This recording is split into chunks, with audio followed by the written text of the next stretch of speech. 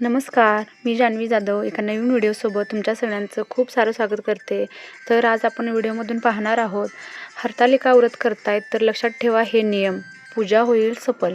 तर हिंदू संस्कृतीत सौभाग्य प्राप्ती आणि सुखसमृद्धीसाठी अनेक व्रत केले जातात. त्यातील एक व्रत म्हणजे हरतालिका व्रत. महादेव आणि माता पार्वती यांचा आशीर्वाद प्राप्त व्हावा म्हणून हे व्रत केले जाते. सुवासिनी आणि कुमारिका हे व्रत करतात. तुम्ही जर हरतालिका व्रत करत असाल तर त्याचे नियम तुम्हाला माहीत असायला हवेत. तर सौभाग्य प्राप्ती, ऐश्वर्य, सुख समृद्धी यासाठी हरतालिका व्रत केले जाते. जन्मोजन्मी अखंड अहेयपण असावे, सौभाग्य असावे ही मागणी या व्रतात केली जाते. कुटुंबातील प्रत्येकाचा या व्रतावर विश्वास असून महिला आवर्जून हे व्रत करतात. या व्रताद्वारे सौभाग्याला मंगलमय मानणाऱ्या स्त्रिया मनोभावे श्रद्धेने विधिवत उमा महेश्वरांचे पूजन करून आपल्या पतीसाठी सदृढ निरामय शरीराने दीर्घायुष्याने अखंड सौभाग्यासाठी पूजा करतात. तर हरतालिका व्रत म्हणजे काय तर ते आपण पाहूयात. सौभाग्य प्राप्ती तसेच वृद्धी आणि ऐश्वर्य, सुखसमृद्धी प्रित्यर्थ हे व्रत भाद्रपद शुद्ध तृतीयेच्या मंगल दिवशी केले जाते. आपस्तंभ ऋषींच्या सांगण्यानुसार तृतीया चतुर्थी सम्मिलित दिवशी हे व्रताचरण केल्यास स्त्रीला वैधव्य येत नाही आणि मुलं नातवंडांनी वंशवृद्धी होते अशी मान्यता आहे. या व्रतामध्ये शंभो महादेवाला श्रेष्ठ दर्जा देण्यात आलेला असून पार्वतीने सुख प्राप्ती हेतूने व्रत आचरावे अशी सूचना केली असेही सांगितले जाते. तर पुढे पाहूयात आपण हरतालिका व्रताचे नियम काय आहेत ते. तर हरतालिका व्रताचे नियम, हरतालिका व्रत करत असताना खालील नियम लक्षात ठेवा म्हणजे तुम्हाला व्रताचे फळ निश्चित मिळेल. तर एक आहे बघा, हे व्रत सुवासिनी आणि कुमारिका यांनी करावे. 2. हे व्रत भाद्रपद शुद्ध तृतीयेला करायचे असते. 3. वटसावित्री, मंगळागौरी याप्रमाणे हरतालिका पूजा सामुदायिक पद्धतीने करता येते. 4. घरातील पूजेची जागा स्वच्छ असावी. 5. पूजेचे साहित्य तांब्याचे किंवा चांदीचे असावे. डाव्या बाजूला पूजेचा तांब्या ठेवावा. 6. पूजा करताना सर्व साहित्य जवळच आणून ठेवावे म्हणजे मध्ये उठावे लागणार नाही. हरतालिका व्रत करताना खास पत्री म्हणजे पाने आणि फुले लागतात. त्याची सोय आधीपासूनच करण्यास सुरुवात करावी म्हणजे धावपळ होणार नाही. 7.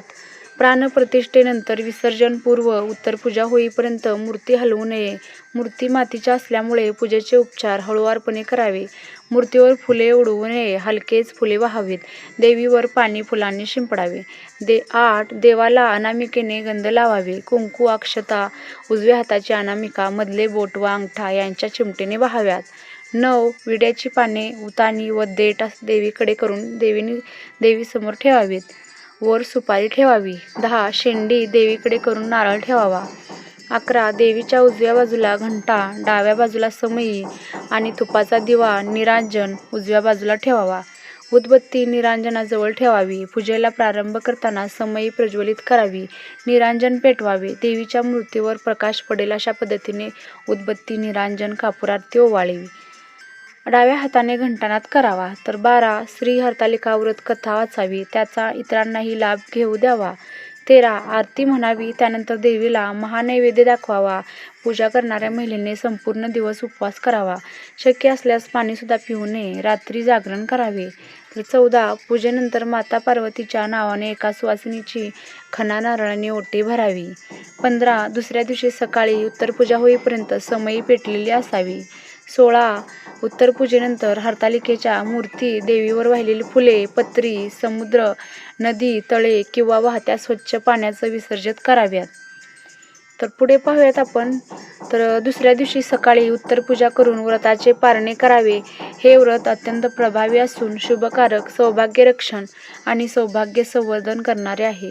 यश, आनंद, कीर्ती, सुख, ऐश्वर्य, वैभव प्राप्त करून देणारे हे एक महान सौभाग्य व्रत आहे. तर प्राचीन काळापासून महिला हे व्रत करत आलेल्या आहेत. पतीचे प्रेम कायम राहावे, पती आरोग्यवान राहून त्याचे आयुष्य वाढावे म्हणून पतिव्रता स्त्रिया हे व्रत मोठ्या निष्ठेने आणि भक्तिभावाने करतात.